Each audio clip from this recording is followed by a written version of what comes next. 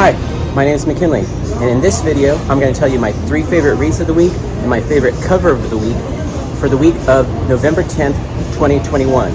But before we do that, I want to thank you for clicking on this box because I know you got so many other boxes to click on. So I appreciate that you clicked on this box right here.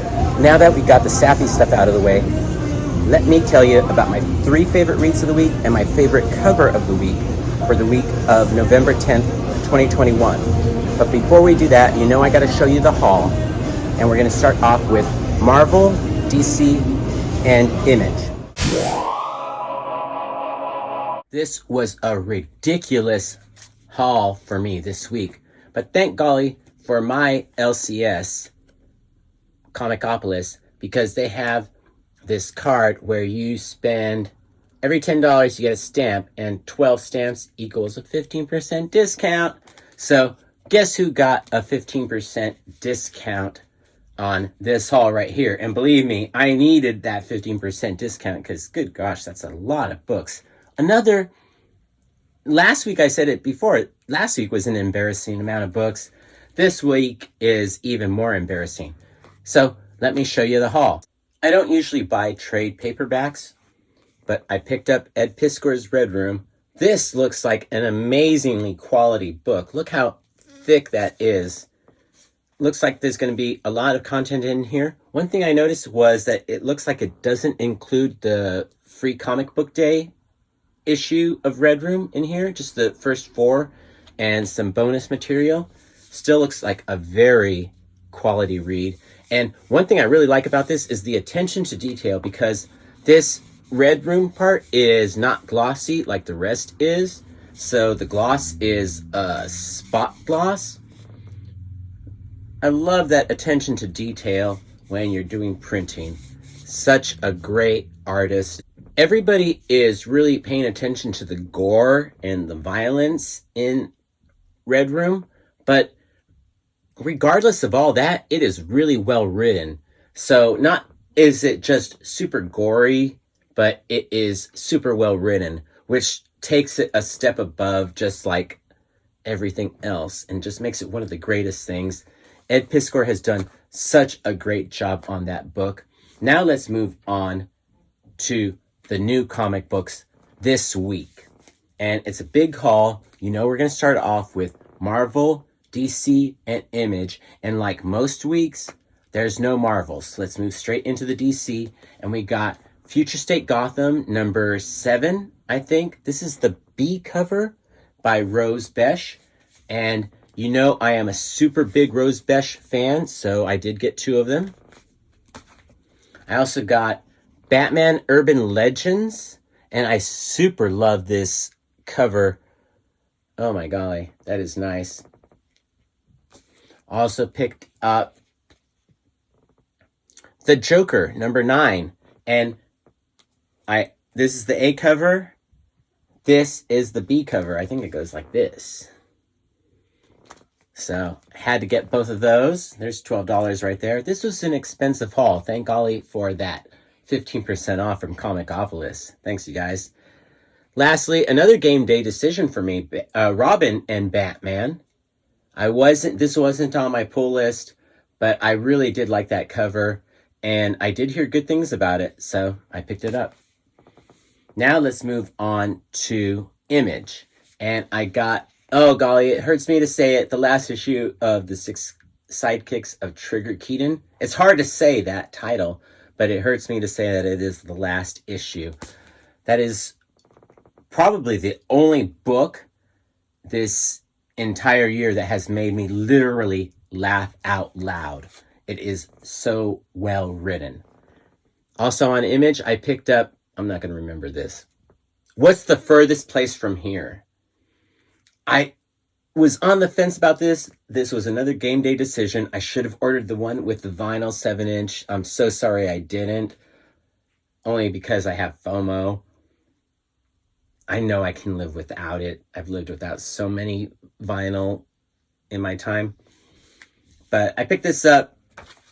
Game day decision. Now let's move on to the indies.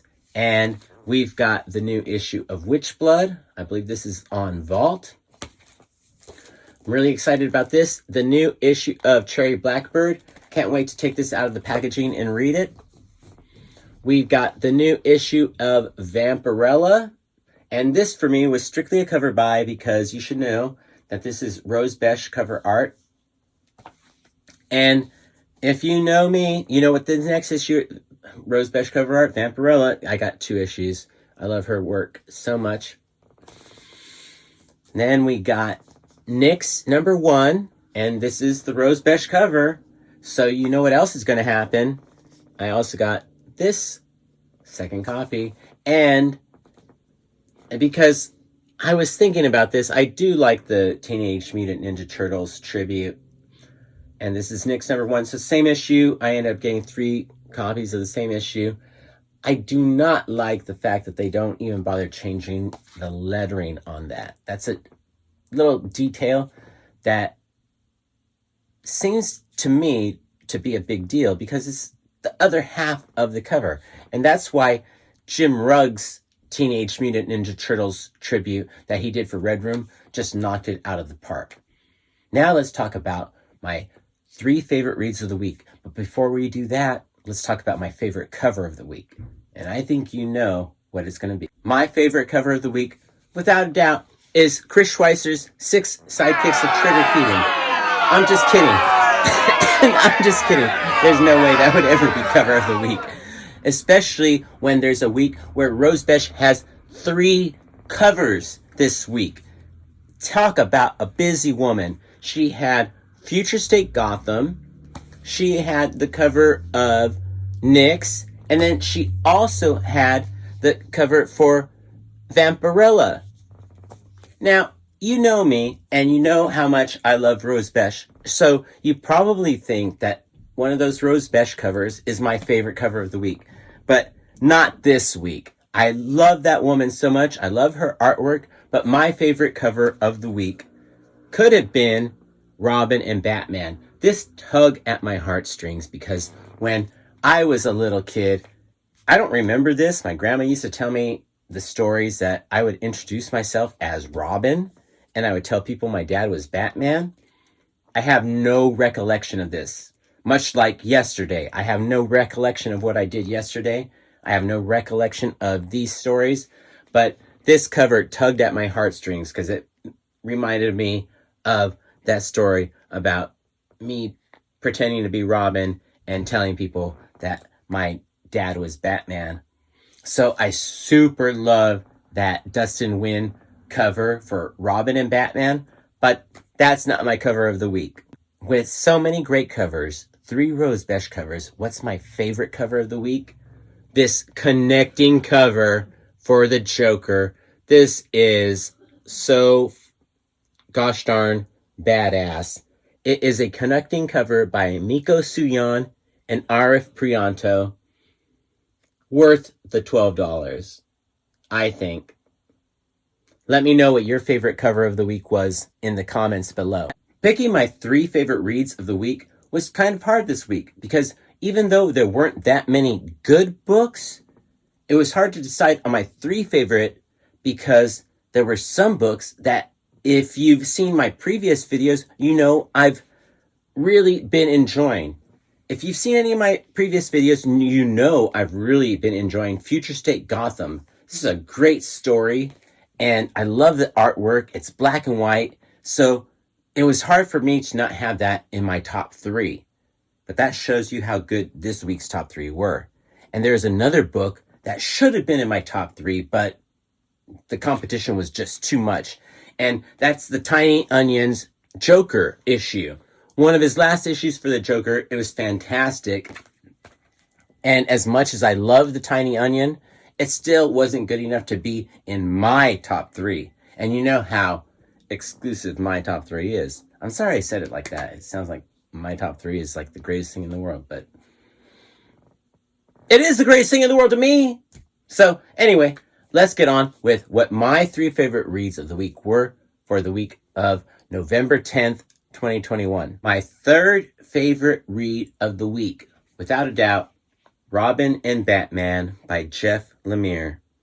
I wasn't really looking forward to this story because it wasn't even on my pull list, but I heard some good things about it, so I picked it up as a game day decision, and I was not disappointed. A nice Robin origin story with some nice artwork too. The cover was the best part of the artwork for me, as far as I'm concerned. Dustin Nguyen blew it out of the park with that cover. The insides are very much the same, so it might not blow your socks off, but it fit with the story, and I enjoyed the story. So that's all I need for a good read, and that's why it was my third favorite read of the week. My second favorite read of the week is another book that wasn't on my playlist, so it's flying totally under my radar, but it started getting onto my radar when I heard that Blake from Jawbreaker did a single that went with the deluxe edition of What's the Furthest Place from Here. Now, Blake was in Jawbreaker, and Jawbreaker was a band that my first band did a lot of shows with, and we were very friendly with. I can remember going out to breakfast with Jawbreaker the night after we played a great show in San Francisco, and we ate at a trendy San Francisco eatery. So this felt like kind of home for me, but that's not, well, I'm not saying it's related, but one of the characters, the main characters, is named Slug, which is the name of my first band that used to play with Jawbreaker. So I'm not saying that it's related or that the singer even knows who we were, even though we were the best band in Los Angeles and we're on the cover of Flipside. So, not bragging or boasting, you don't get to be on the cover of Flipside if you're not the best band in Los Angeles. But I'm not saying that that writer knows who we were. But to have one of the main characters be named Slug just brought it back home for me. So, but that's not why it was my second favorite read of the week. Check out this issue. It is double page for $4.99. This is value for money. There's like 2 stories in here. You can pay $5.99 for this skimpy Joker, or you can pay $4.99 for this fantastic What's the Furthest Place from Here. This is 2 issues in one for only $4.99. Value for money. So I know these guys are down with punk rock, and the story was great. It was a page turner. Every page you just wanted to keep reading. So well written.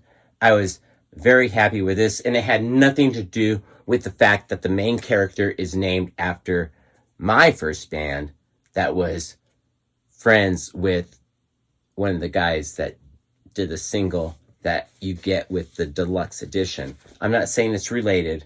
I have no idea about this person.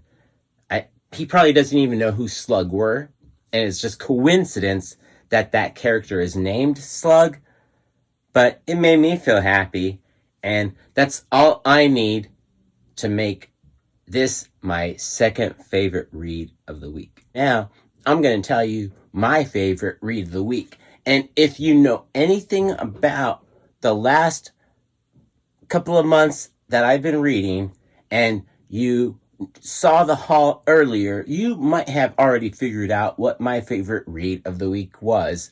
And oh my golly, it did not disappoint this week. It is one of my favorite reads.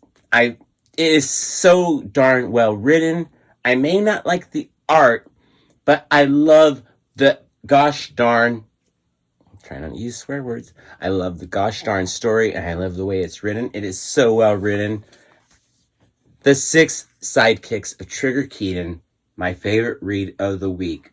Such a great way to end the story. And of course it leads into another arc, if it will. And I hope it does, because it is so well written. I loved this story from start to finish. And I'll have to be honest with you.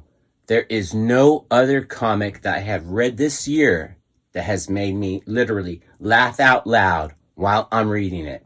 I will be sitting, reading the gosh darn book, and I start laughing out loud because it is so gosh darn funny. The 6 Sidekicks of Trigger Keaton. What up? I'm down. Super down.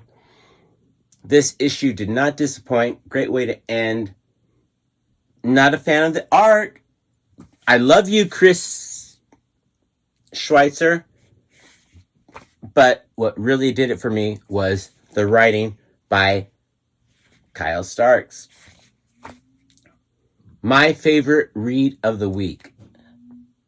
Gosh darn, great book. And if you didn't read that whole series, you better pick up the trade paperback, and you better hope that that trade paperback includes the free comic book day edition and also the Skybound X anniversary edition, because that was 6 Sidekicks of Trigger Keaton as well.